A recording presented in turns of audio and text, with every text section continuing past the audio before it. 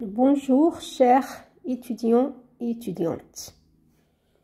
Dans cette deuxième partie sur les lois continues usuelles, je vous présente des exemples des lois continues, les lois normales. Ces lois normales sont parmi les lois de probabilité les plus utilisées car on utilise la loi normale comme approximation pour plusieurs lois de probabilité, par exemple la loi binomiale, bien sûr sous certaines conditions qui seront étudiées dans la vidéo suivante. Cette loi normale est aussi utilisée pour définir d'autres lois de probabilité, par exemple loi de Key-2, loi de Student et loi de Fisher.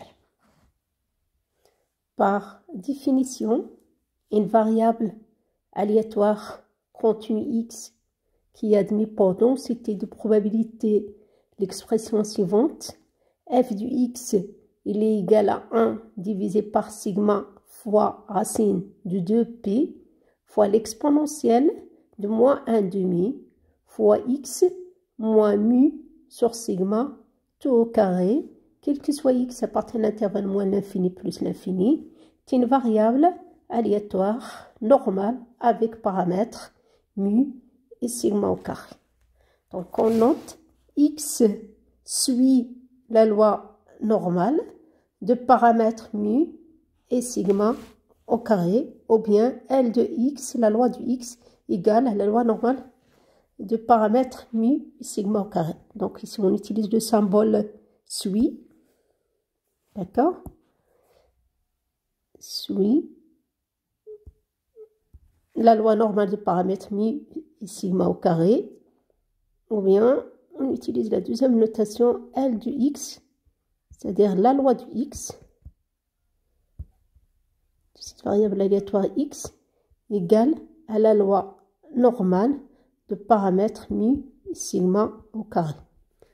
Donc ici, c'est loi normale de paramètres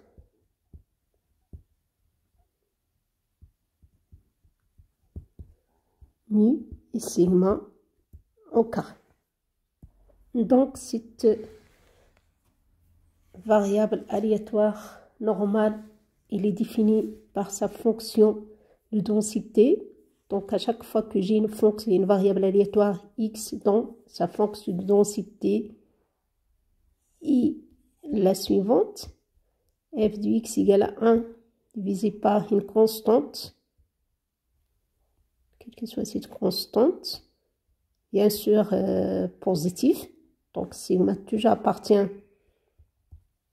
à R plus, d'accord, fois l'exponentielle de quoi? De moins 1 demi fois x moins une constante tout au carré sur la même constante que j'ai ici, sigma au carré.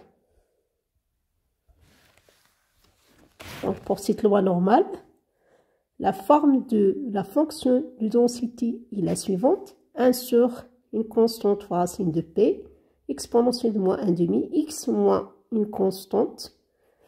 Bien sûr, mu, cette constante mu appartient à R.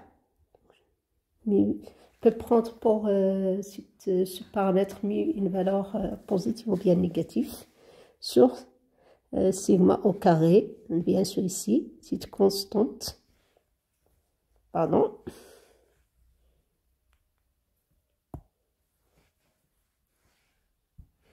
donc bien sûr ici je dois diviser ici par sigma au carré, c'est-à-dire la constante que j'ai ici au carré, d'accord. Donc dans ce cas-là, je dis que ma variable aléatoire x suit une loi normale, d'accord, et le premier paramètre, c'est x moins le premier paramètre, d'accord, moins cette constante, qui est le premier paramètre de cette loi, Et le deuxième paramètre, on divise par sigma au carré sur ce deuxième paramètre. C'est sigma au carré. Donc, on garde toujours la notation n mu sigma au carré. Il y a d'autres ouvrages qui utilisent une autre notation n mu sigma. C'est-à-dire le deuxième paramètre, c'est sigma et pas sigma au carré. Donc, pour nous, toujours le deuxième paramètre, c'est la valeur de sigma au carré. Cette loi est également appelée loi de Gauss ou la loi de Laplace-Gauss.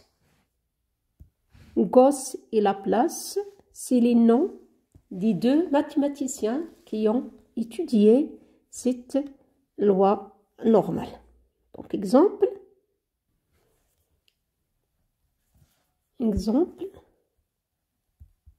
soit x une variable aléatoire continue d'une fonction de densité f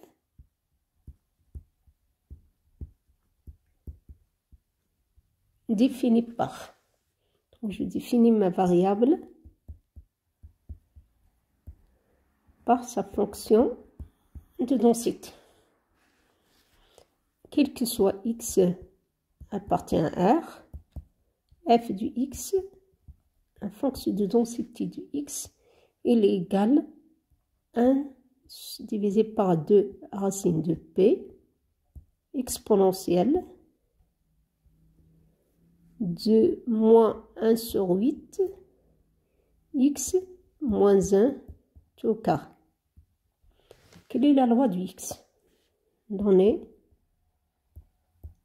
la loi du x.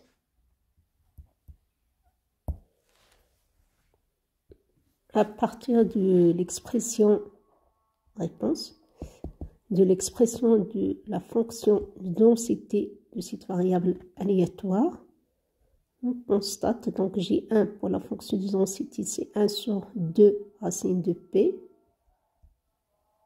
D'accord, donc déjà ici le sigma pour cet exemple est égal à combien?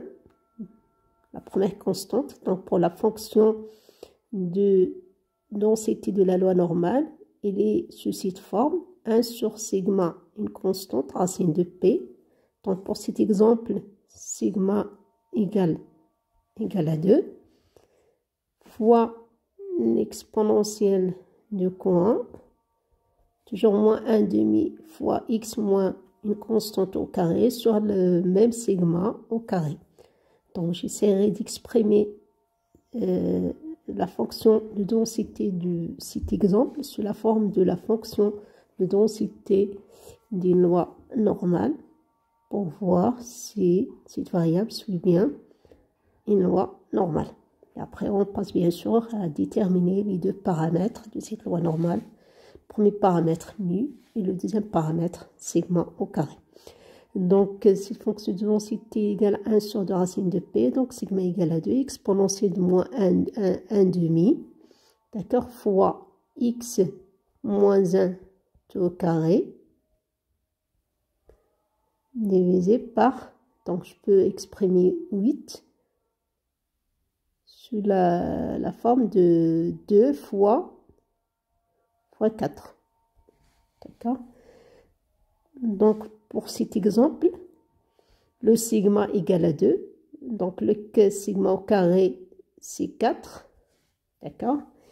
Et mu, donc pour le premier paramètre, j'ai toujours x moins mu. Donc, ici, j'ai x moins 1.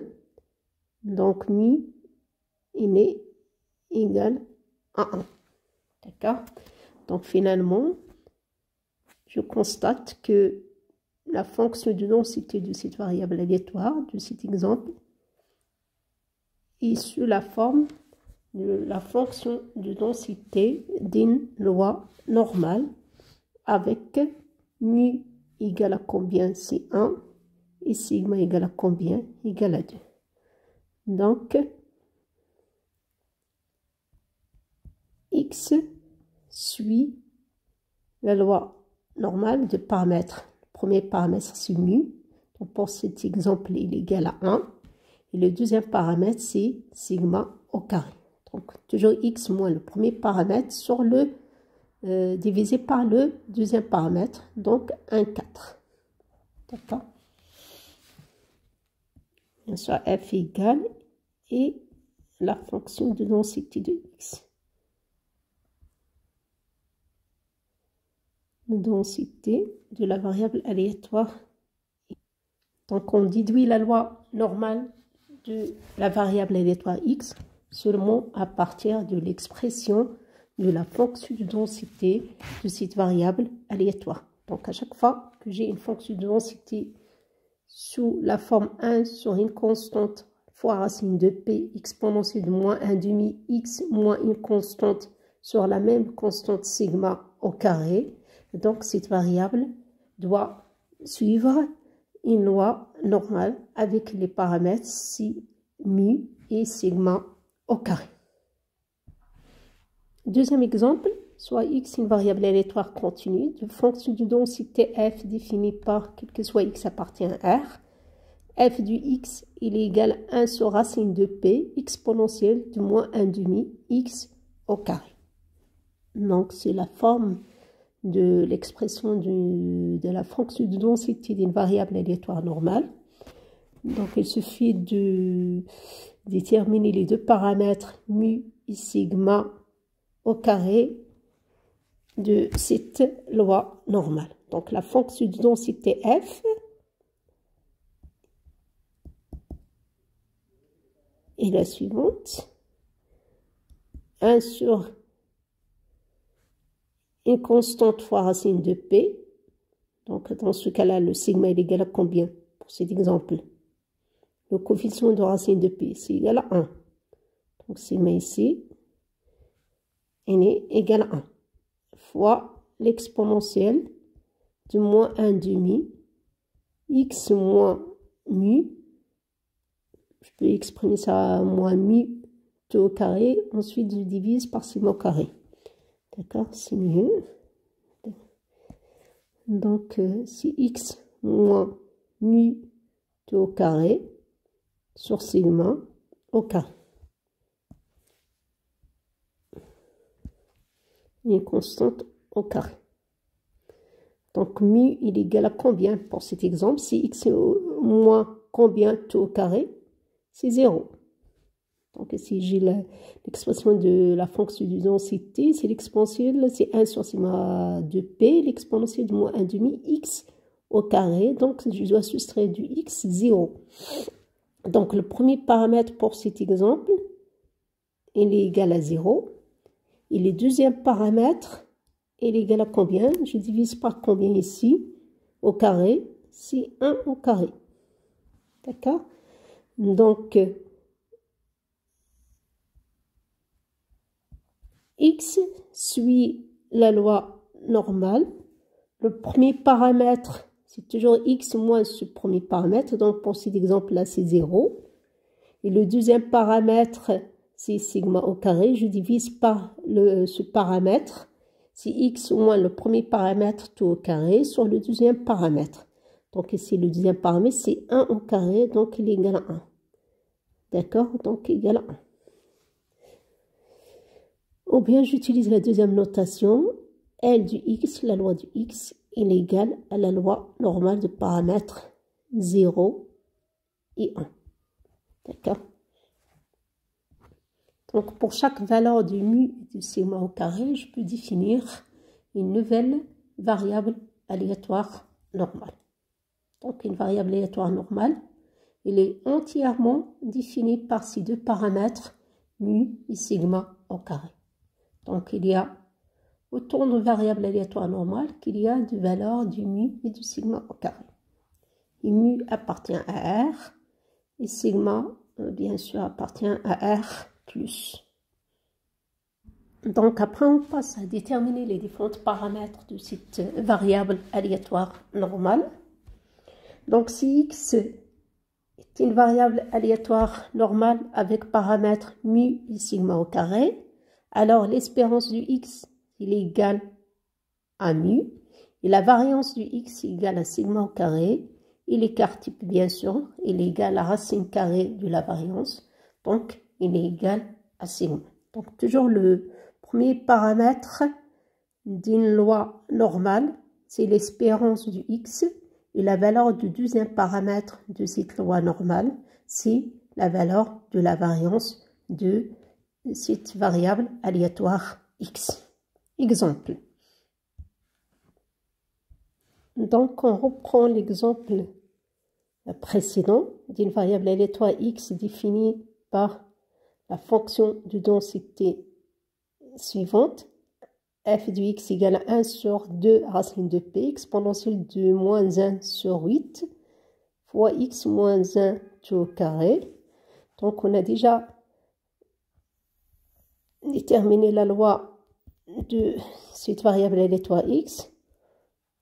Il est égal à la loi normale de paramètres. Le premier paramètre, c'est x moins ce premier paramètre, donc égal à 1. Et le deuxième paramètre, c'est sigma au carré, donc sigma ici égal à 2 au carré, donc c'est 4. D'accord?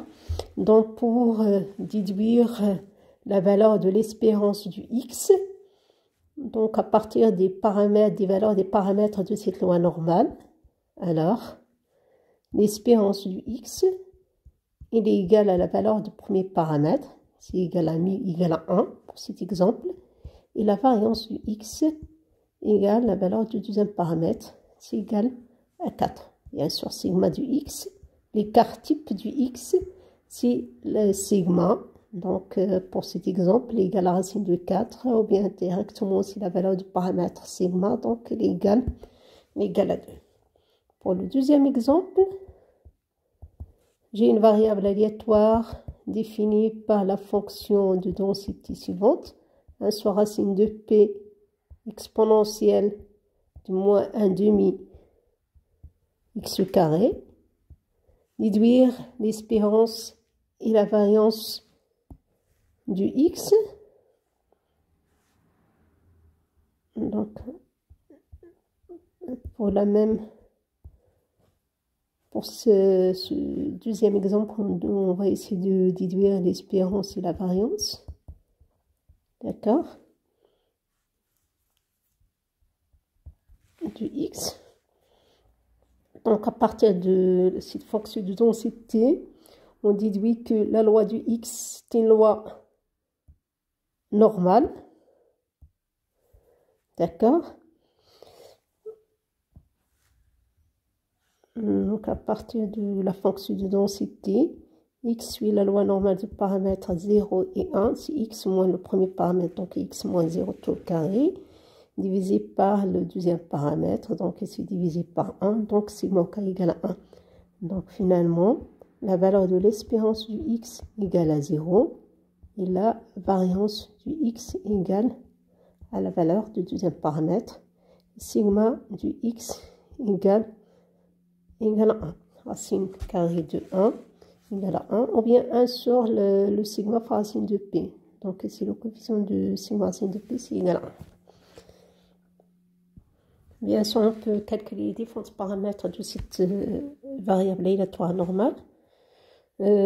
Par exemple, pour le même exemple, d'une variable aléatoire x définie par cette fonction de densité, je peux déduire le moment d'ordre 2 du x en utilisant bien sûr déjà la définition de moment. Le moment d'ordre 2, donc c'est un moment simple, n'est pas centré. Donc c'est x au carré, l'ordre c'est la puissance de cette variable aléatoire x. C'est un moment. Donc, le moment d'ordre 2 du x, c'est l'espérance du x au carré, qui est égal à combien? Donc, j'ai déjà la loi, c'est normal. Donc, de paramètres x suit la loi normale de paramètres 1 et 4. Donc, l'espérance du x égale à 1 et la variance du x égale à 4. D'accord? Donc, l'espérance du x au carré égale à combien? Fonction de la variance et de l'espérance. Donc, la variance du x, par définition, il est égal à l'espérance de x carré moins l'espérance du x tout au carré. Le carré de cette valeur de l'espérance. D'accord? Donc, l'espérance du x au carré, cette valeur, il est égal à quoi? En fonction de la variance de l'espérance du x. Donc, il suffit de résoudre cette équation en fonction de l'espérance du x au carré.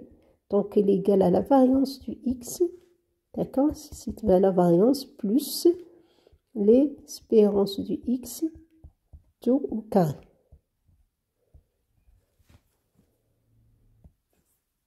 Qui est égal, la variance c'est 4 et l'espérance c'est 1 au carré, donc égal à 4 plus 1, donc il est égal à 5. Donc pour cet exemple, mon d'ordre 2 de x, il est égal à 5.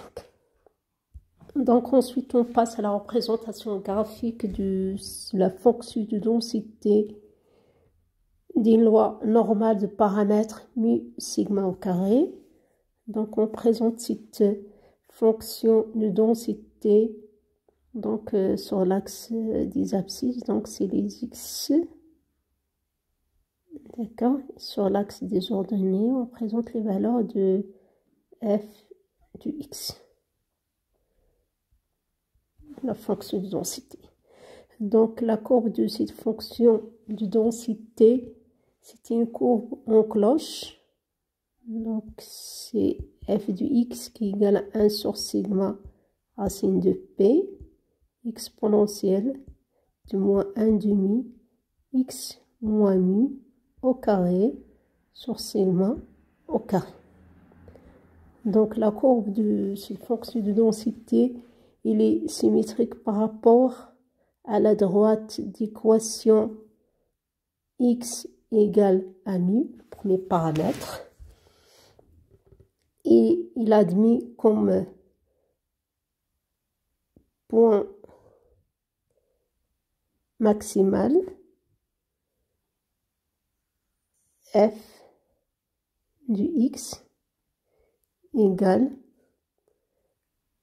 1 sur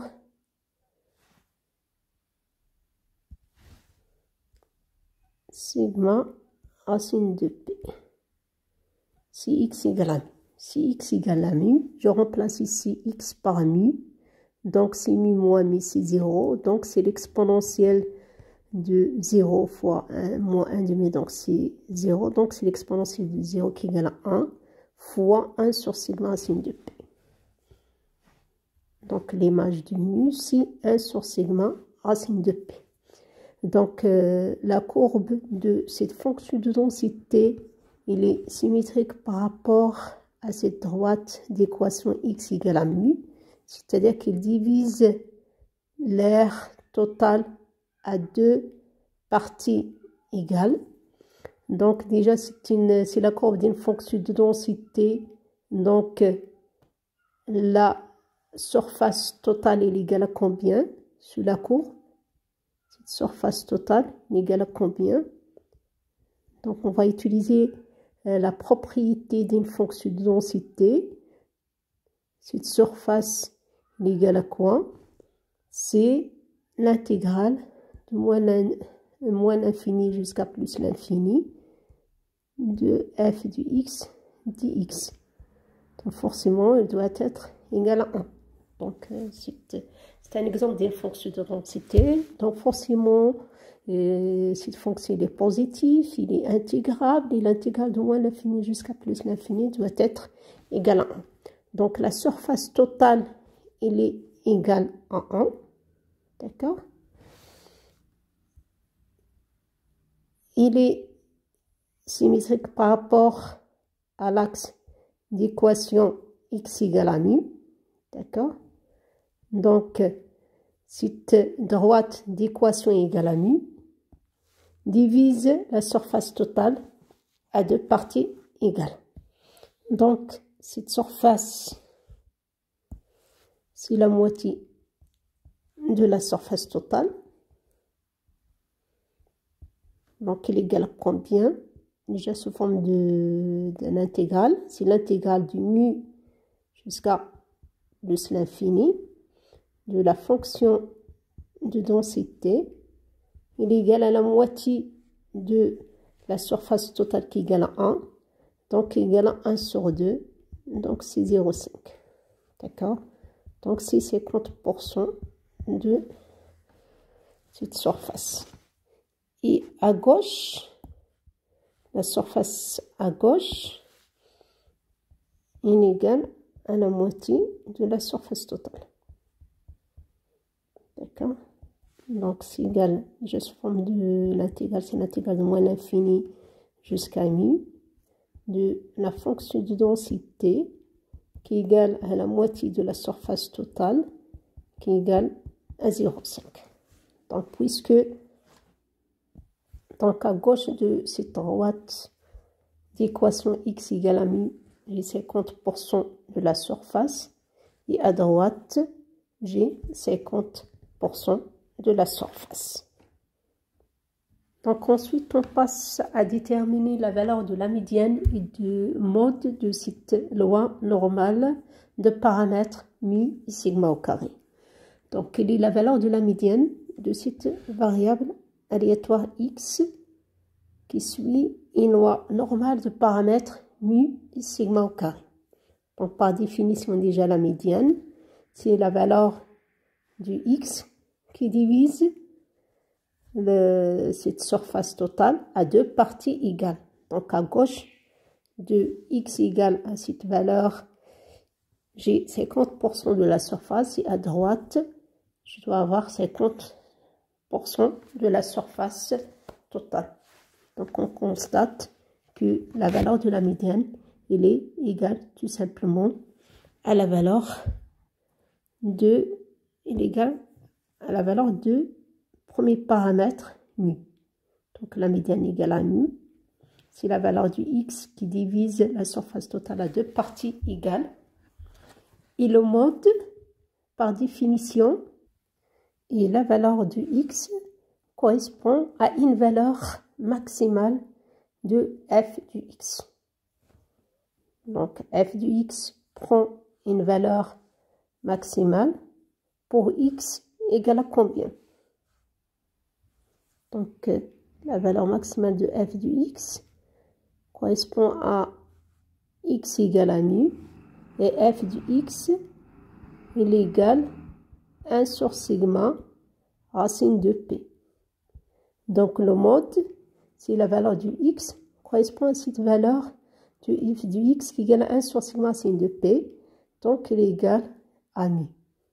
Donc finalement, pour cette loi normale de paramètres mu sigma au carré, la valeur du premier paramètre mu il est égal à la valeur de la médiane, égale à la valeur de mode, il est égal aussi bien sûr à la valeur de l'espérance du x.